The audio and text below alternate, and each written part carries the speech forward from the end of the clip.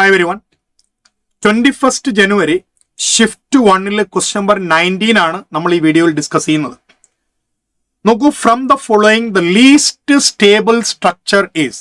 അപ്പൊ ഈ തന്നിരിക്കുന്നതിൽ ഏറ്റവും ലീസ്റ്റ് സ്റ്റേബിൾ ആയിട്ടുള്ള റെസൊണൻസ് സ്ട്രക്ചർ നമ്മൾ കണ്ടെത്തണം.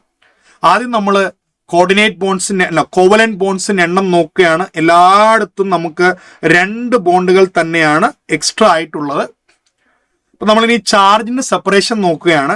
ചാർജിന്റെ സെപ്പറേഷൻസ് നമ്മൾ നോക്കുമ്പോൾ പിന്നെ നമ്മൾ ഇതിനകത്ത് ഒക്ടക്ട് ഒബേ നോക്കുക.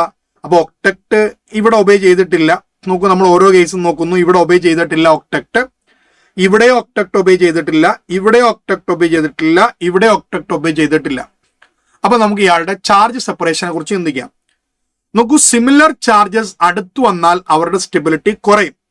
അപ്പൊ നമ്മൾ നോക്കുമ്പോൾ ഈ പാർട്ട് എല്ലായിടവും കോമൺ ആണ്, ഈ പാർട്ട് എല്ലായിടവും കോമൺ ആണ്. ഓക്കെ, അതർ ദാൻ ദാറ്റ് ഈ 2 ചാർജ് സിമിലർ ചാർജ് ആണ്, അവരൊരുമിച്ച്.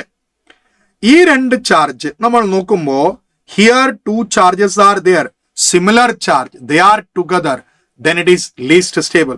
അപ്പൊ ഉറപ്പായിട്ടും നമ്മളിൽ ഇതിനകത്ത് ഏറ്റവും ലീസ്റ്റ് ആയിട്ട് സ്റ്റേബിൾ ആയിട്ടുള്ള വ്യക്തി ആരാന്ന് ചോദിച്ചാൽ ഓപ്ഷൻ 2 ആണ്. ഒക്ടക്ട് ഒബേ ചെയ്യുന്നില്ല, അതെല്ലാവരും ഒബേ ചെയ്യുന്നില്ല, പക്ഷെ സിമിലർ ചാർജസ് എന്ത് ചെയ്തിട്ടുണ്ട്, ഏറ്റവും അടുത്ത് വന്നിട്ടുണ്ട്. അപ്പൊ അതുകൊണ്ട് നമ്മൾ ആൻസർ അതിനകത്ത് ആരാണ്, ഓപ്ഷൻ 2 ആണ് നമ്മൾ ആൻസർ ആയിട്ട് അതിനകത്ത് നമ്മൾ പറയുന്നത്.